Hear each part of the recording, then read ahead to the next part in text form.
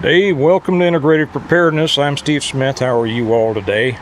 Another mass murder in Texas. That's what it looks like to me. It could be about, at least that's the way I'd be investigating it if I was in charge. I just saw that somebody ran a car into a crowd of people in Brownsville.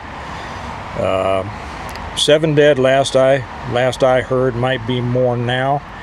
This stuff doesn't happen, folks. This stuff doesn't happen this often by accident or by coincidence. Make no mistake, this is a part of fifth generation warfare that we've mentioned before. I'm going to come back and talk about this more later, but I just wanted to get this out here. The one that I put on last night about is Texas under attack. It is under attack. Our country's under attack. There are other states that are going to find themselves under attack. I saw a couple of... be careful. Keep your eyes open. This is just another reminder of the importance of knowing what's going on around you and being able to defend yourself. Well, Steve, how can I possibly defend myself against somebody driving into a crowd in their vehicle? Well, you can keep your wits about you. You can just watch what's going on and understand your surroundings. I know the tactical term, situational awareness. That's not new. We were brought up to just understand. Know what's going on around you. Keep your eyes open. And when you start to see something fishy, find a way to avoid it. Know where you are. This goes back to, it's not just when you're inside a building that you need to know where the exits are. It's where you're anywhere. Are you in a crowd? If a car comes blasting down the street, where are you going to go? Is there an alley to duck into? Is there a doorway to duck into? Is there a big truck to get behind? These are the things that you have to keep in mind. And we'll talk more about that later. But there was a couple of things also that came out that I'm going to address in more detail.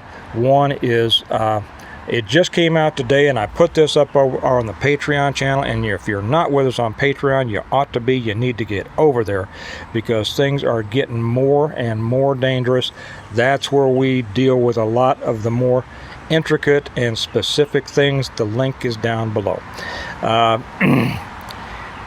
Somebody came out, I forget what news program was on, and it quoted a quote, former Army officer says that the shooting in Allen, Texas had nothing to do with mental illness. It's all about the guns, and we need more gun control. We know where this is going. You know this is headed, what direction this is headed in. You know this is why these things are happening, and they're going to run these puppies out every now and then to make these statements. This is the first time that we've seen this happen so quickly behind a mass shooting that a quote former Army officer has come out. Okay, I call BS. I called it over there. We're going to find out, like one of my commenters over there said, we're going to find out either in a couple of days that this guy was a phony. There is no such former Army officer that said this, or that he was just some, just some administrative type who has these ideas. Make no mistake, whether it's law enforcement or military, many of the people out there are great patriots. They are not for gun control. I know a lot of people think that the police are. No, they are not.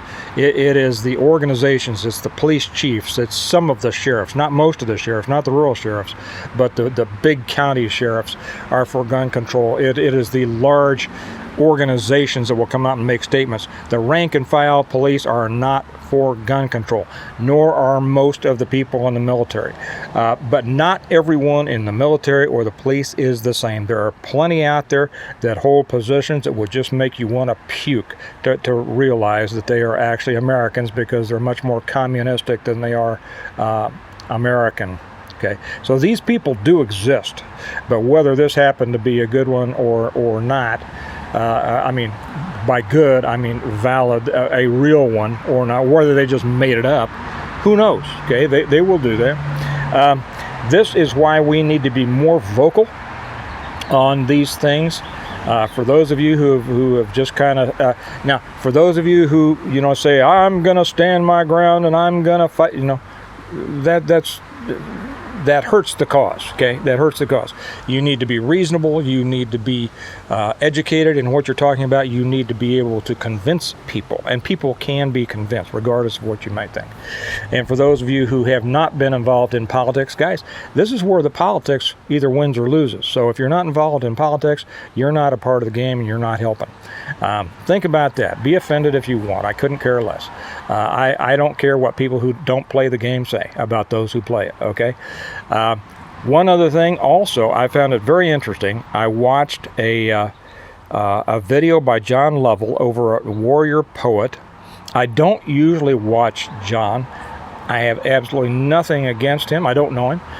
He seems like a very nice guy, a very likable guy, a very knowledgeable guy. He's very entertaining. He's very funny. He is, and he's done a great job with his channel and with his business, obviously. Okay, I don't agree with him on some things. I agree with him totally on other things. But he came out with something, and it doesn't matter. I mean, that's not saying that he's wrong. We come from different backgrounds, right? People who come from different backgrounds see things differently. It means that we can probably learn from each other. Okay, but he had a very interesting one on to where he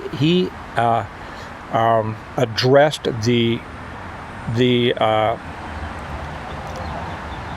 subject of open carry in a way that he gave the supporting thoughts for both sides: open carry, concealed carry. I thought he did it in a very good way, and he did it, and he's softening his position on what he has been.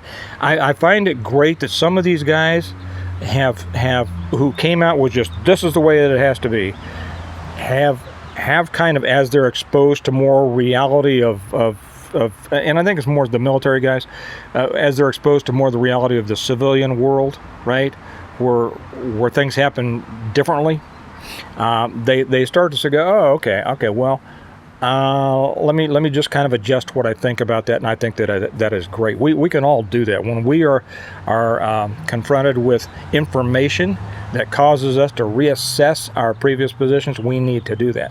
Anyway, he did a great job on that. You can find it, John Lovell,